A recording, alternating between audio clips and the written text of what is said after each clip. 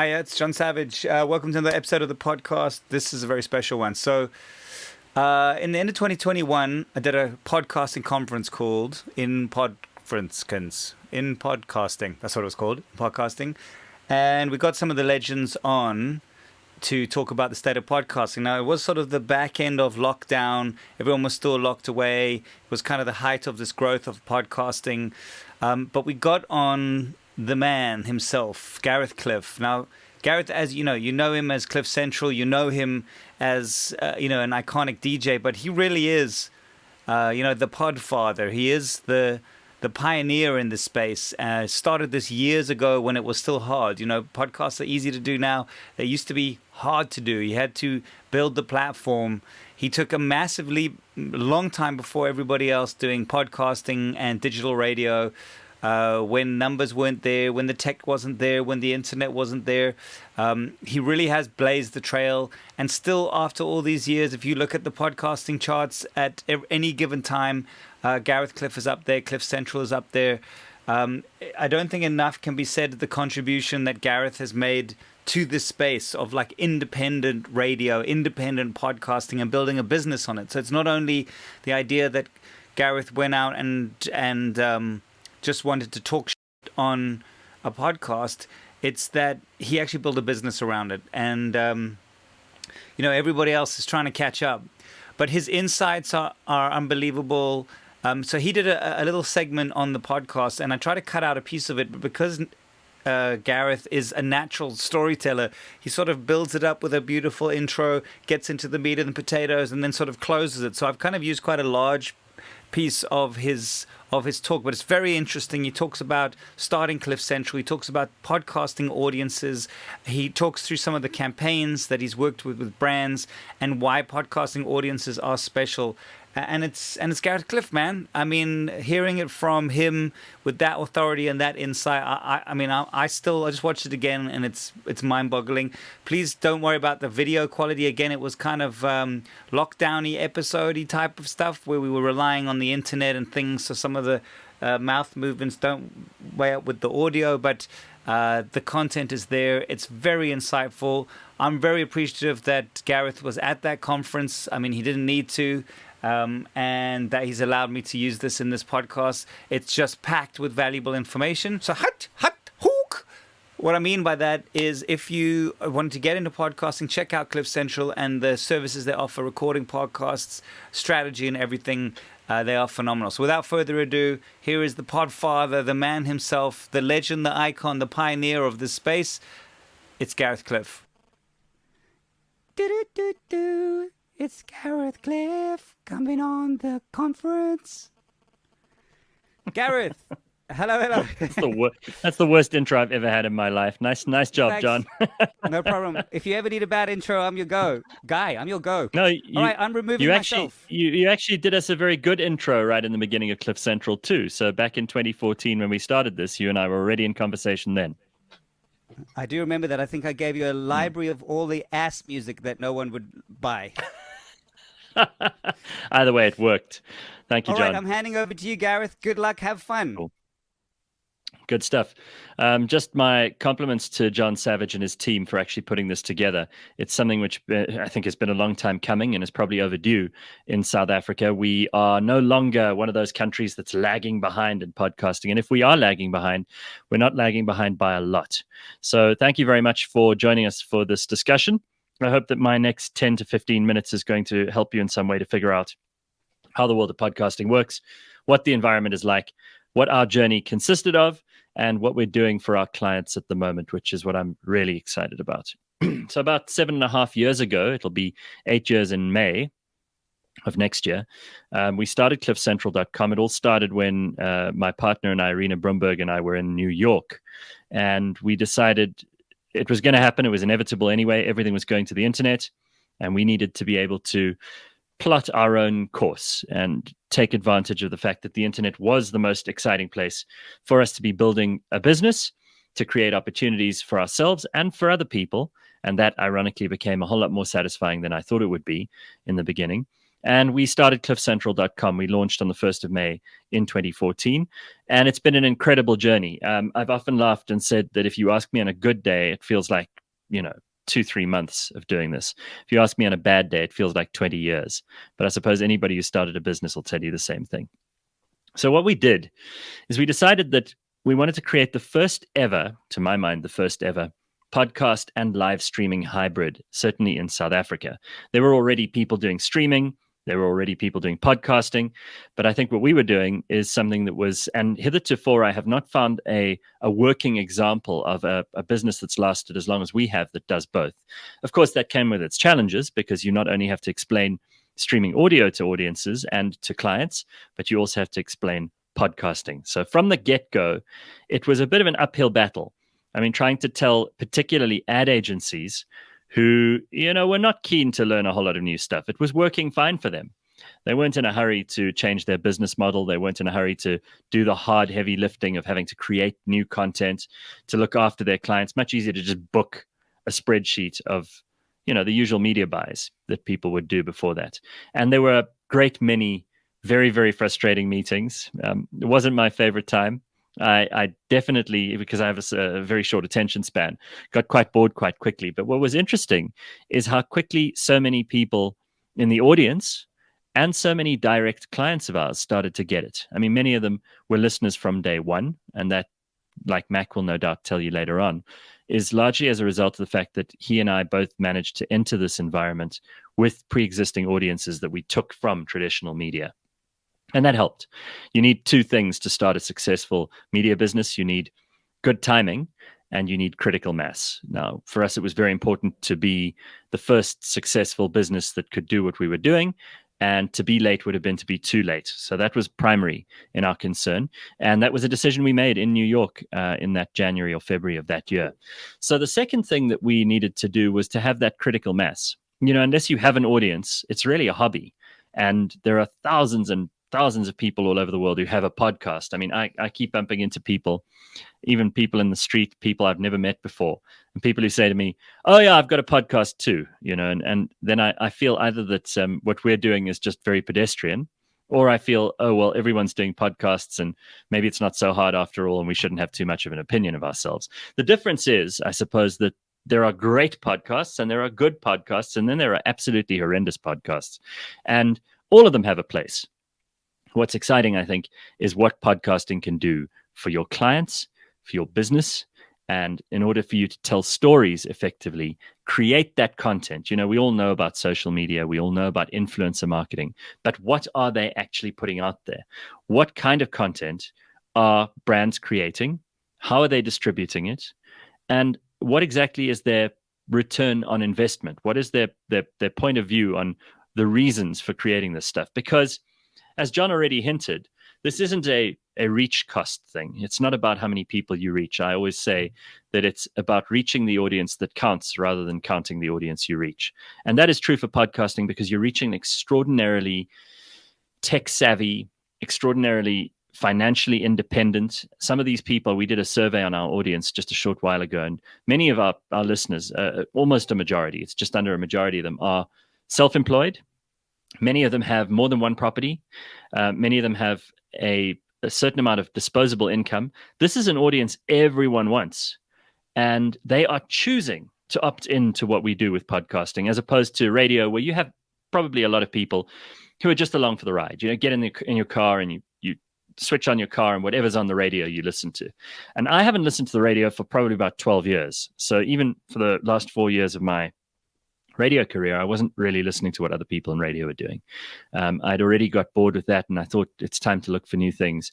And I was seeing what was going on in America and in Europe and in China, which is the biggest market for podcasting. I mean, the biggest thing in China at the moment is self-help podcasts, stuff where you can learn things like languages, table manners, motivational stuff. All of that is tremendously successful in China, and the numbers are just astronomical.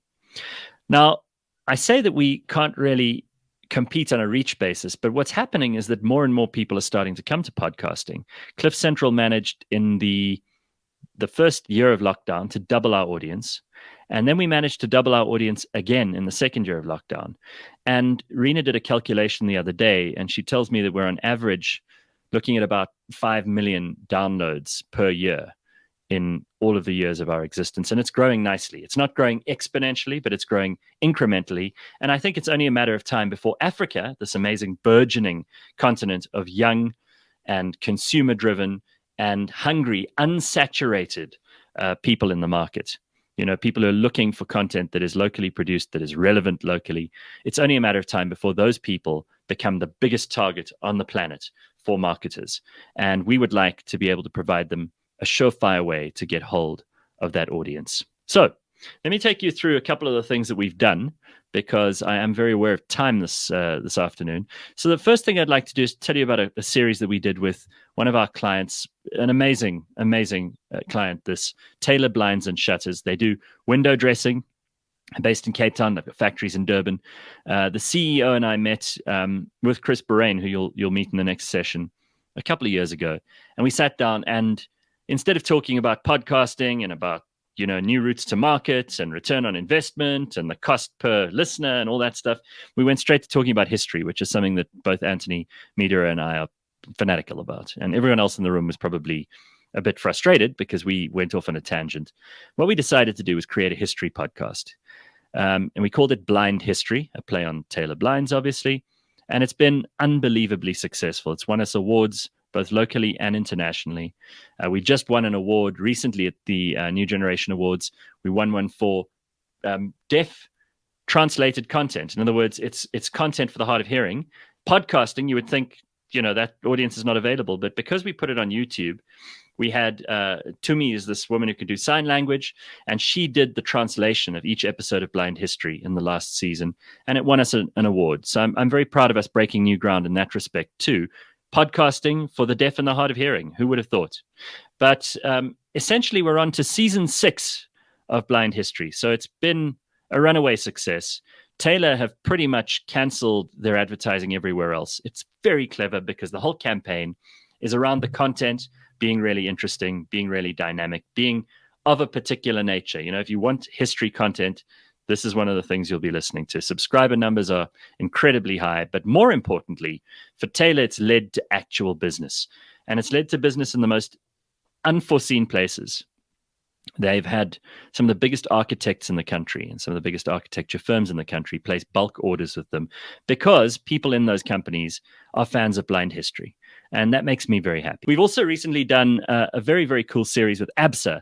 Now, Jon hinted at the fact that there are many clients and many big brands and corporate businesses that are a bit nervous about podcasting because they consider it a dangerous area. And I mean, I don't blame them. There's a lot of free speech. It is largely an unregulated place. But for many of the people who listen and who are partaking in this content, that is precisely why they come.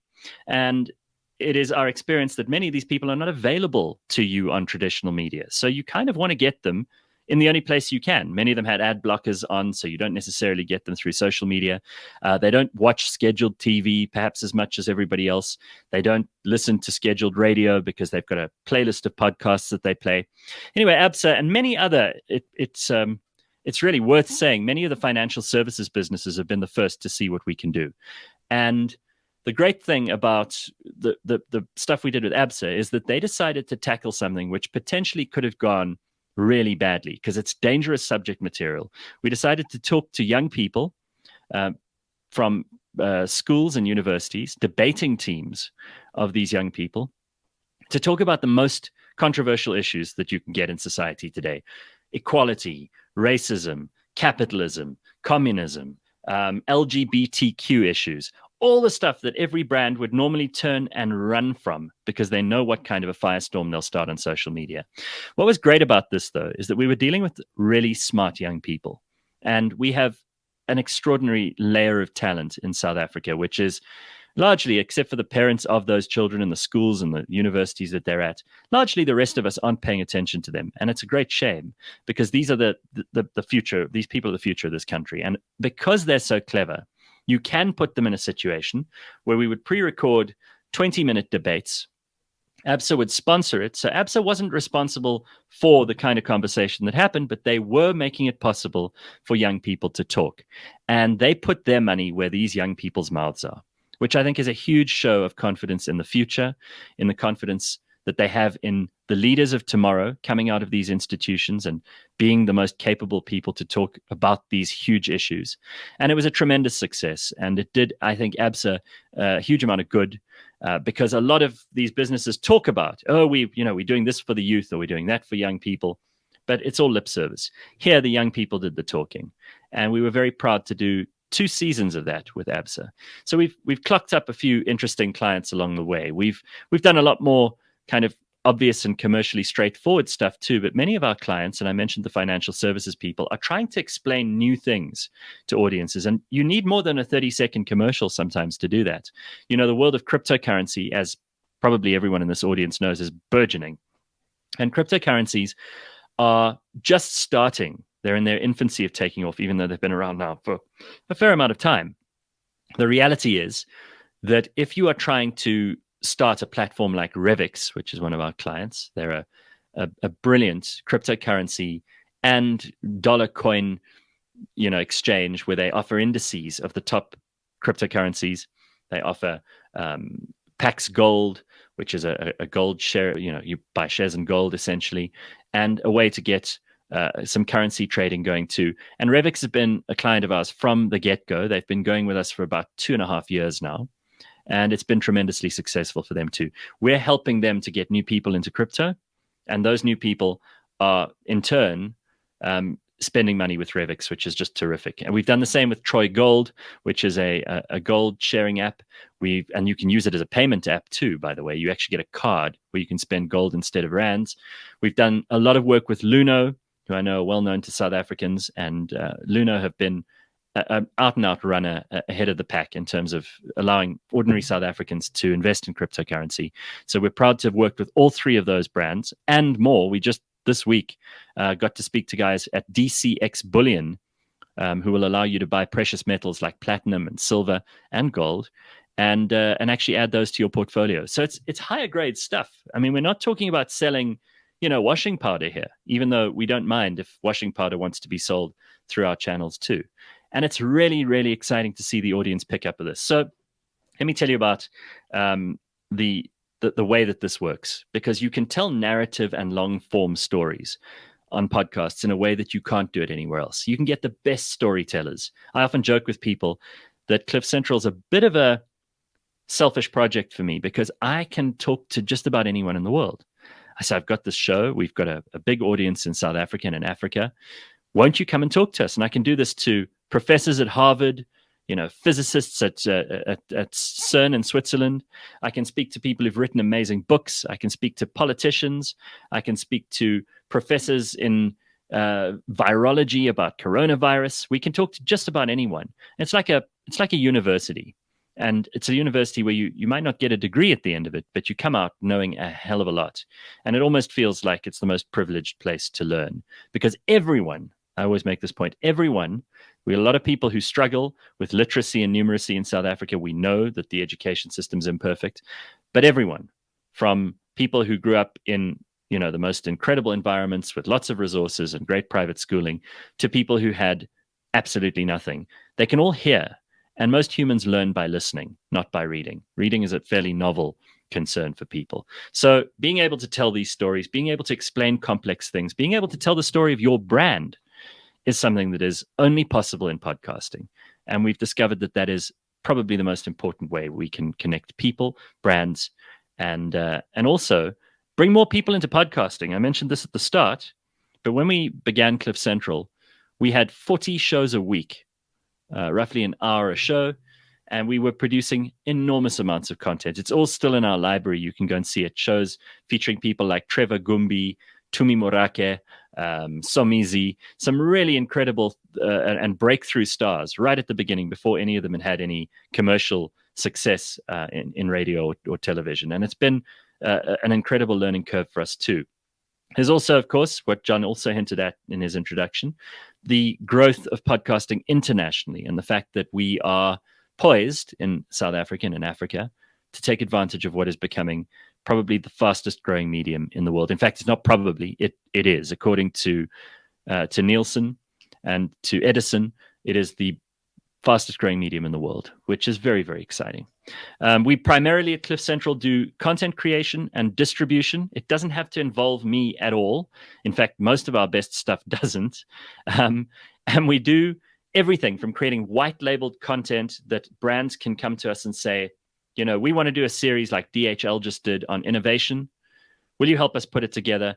We have the best people to help them put it together. Plus, we have a channel to market it through, which is the streaming channel that is cliffcentral.com. So you get great content and you get to tap into our audience, which is, these are the early adopters. These are the people who will tell other people that you've got to listen to this podcast. So that was a piece of Gareth's presentation from my conference in November, December 2021, the podcasting conference that we did. Really insightful, great stories, great insights. Check out what Cliff Central is doing. If you want to see what the front runners are doing, just go look at Gareth and the amazing work that he's doing there. For me, it's the end of this episode. I am also doing one-on-one consultancy. You can book me if you look at the link in this description. Please subscribe, whether you're on YouTube, Apple, Spotify. It really is helpful to me. And if you've got any questions, there's an email address down below. Let's keep this thing going. Badoong. Oh, madness, my friend. Oh, madness, my friend.